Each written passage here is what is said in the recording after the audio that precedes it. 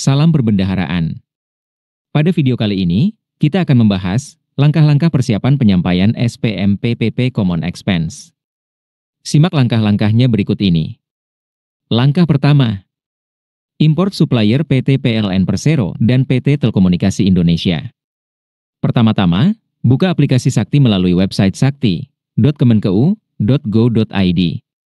Login menggunakan user operator komitmen. Buka menu komitmen. Upload, _import. Dan pilih import supplier interkoneksi SPAN. Mari mulai dengan import supplier PT PLN Persero. Pilih tipe supplier, 2, penyedia barang dan jasa. Masukkan nomor rekening 990 123 54 000 000 dan isi kode KPPN sesuai dengan mitra Anda.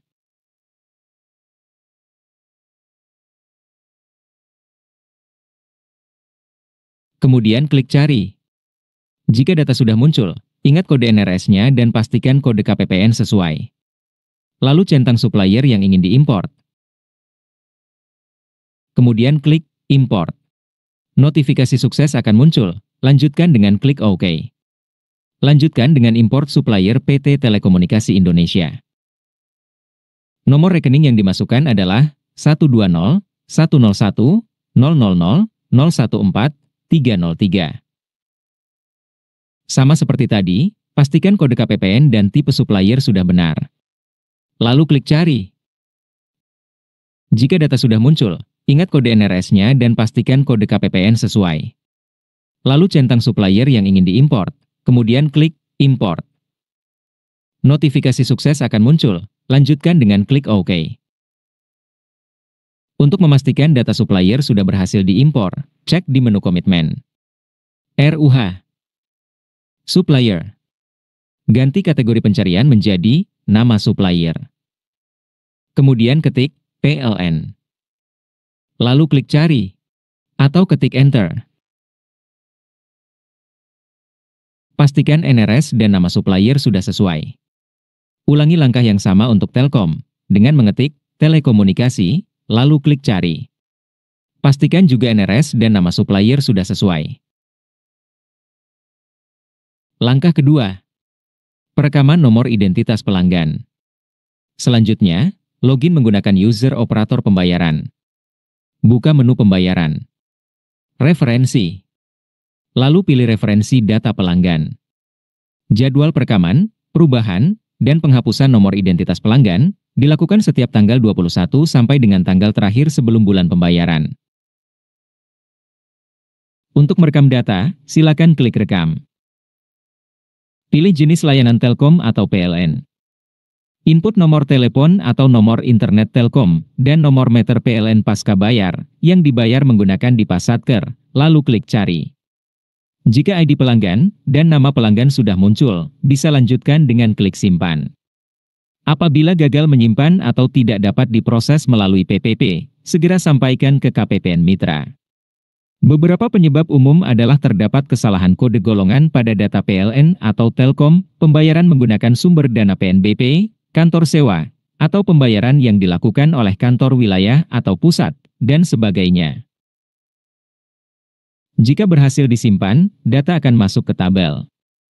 Jika data tidak muncul, silakan klik tombol refresh di sebelah tombol download. Lanjutkan dengan merekam nomor identitas pelanggan lainnya.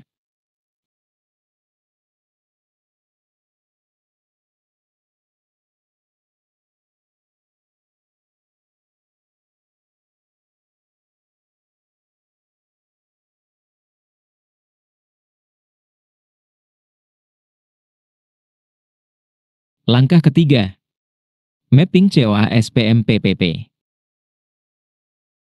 Masih menggunakan user operator pembayaran. Buka menu pembayaran. Referensi. Lalu pilih mapping COA SPM. Pastikan pilih tab PPP, bukan PPNPN.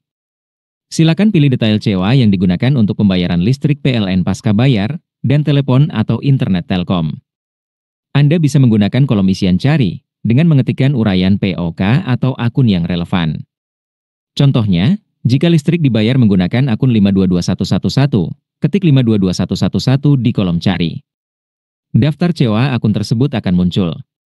Pilih daftar sewa yang tersedia dan biasa digunakan untuk pembayaran listrik pasca bayar, dan telepon atau internet Telkom, kemudian klik nomor pelanggan pada tabel ID PPP belum mapping, yang akan dibayar menggunakan sewa tersebut. Setelah itu, klik tombol panah kanan 1 buah. Jika berhasil, akan muncul notifikasi berhasil disimpan. Untuk memastikan data tersimpan dengan benar, Anda bisa merefresh browser terlebih dahulu. Ketik kembali akun, dan pilih COA yang sebelumnya dipilih. Lalu lihat apakah nomor pelanggan tersebut sudah berpindah ke tabel ID PPP sudah mapping. Lanjutkan proses mapping COA untuk ID pelanggan lainnya.